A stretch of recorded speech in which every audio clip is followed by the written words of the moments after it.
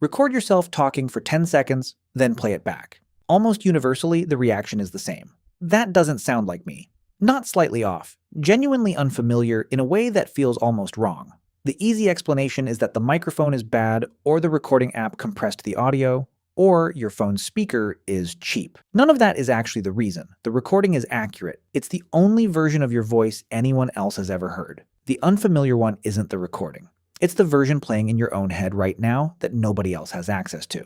To understand why, you need to understand that you don't hear your own voice the way everyone else does. You hear it twice at the same time through two completely different paths. The first path is the one everyone shares. Sound waves leave your mouth, travel through the air, and reach your eardrum. This is air conduction, and it's the only pathway a microphone can ever capture. The second path is private. It only exists inside your own skull. When your vocal cords vibrate, those vibrations don't just travel outward through the air, they also travel directly through the bones and tissue of your head, straight to your inner ear. This is called bone conduction. And bone conduction has a specific bias.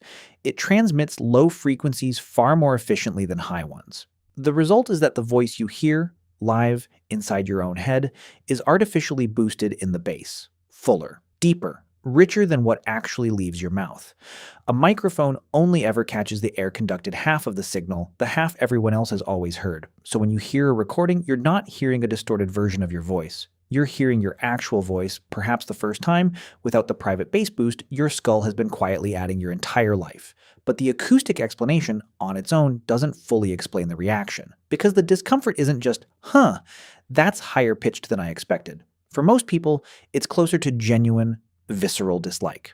In 1966, psychologists Philip Holzman and Clyde Rousey set out to understand why. They played people recordings of their own voices and carefully documented the reaction. They coined a term for what they observed: voice confrontation.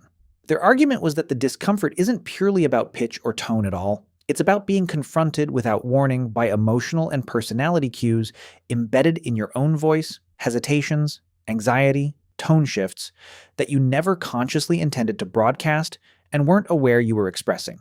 Your recorded voice isn't just physically unfamiliar. It's revealing things about you that you didn't know you were showing.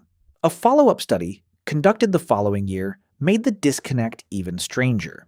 Researchers played people a set of recorded voices mixed in with their own and simply asked them to identify which one was theirs.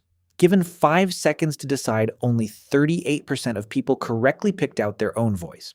That's barely better than a coin flip. Think about what that actually means. You have heard your own voice, out loud, every single day, for your entire life. And a majority of people still couldn't reliably recognize a 5-second clip of it. The voice you know best in the world is, acoustically, closer to a stranger's than you'd ever guess. Here's where it gets stranger still. In 2013, a study published in the journal Perception ran a different kind of test.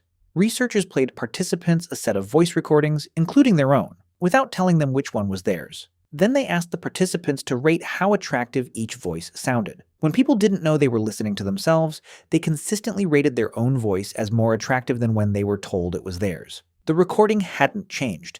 What changed was whether they knew who they were listening to. The discomfort wasn't really about the sound quality at all, it was about the act of recognition itself. The moment your brain connects an external, objective sound to an internal, carefully maintained self-image. And the two don't fully match. So here's what's actually happening every time you cringe at a recording of your own voice. It's not that the recording is unflattering, it's that your entire life you've been building your sense of self around a voice that has a private audience of exactly one. Bass boosted by your own skull. Never fact-checked against how it actually sounds in the world. The recording isn't the distorted version. It's the only version everyone else has ever known you by. Which means, in a strange way, the voice you hate on playback isn't a stranger's voice at all. It's the one truly external, unfiltered piece of evidence you have of what you actually sound like. The version the rest of the world has been hearing and quietly accepting this entire time.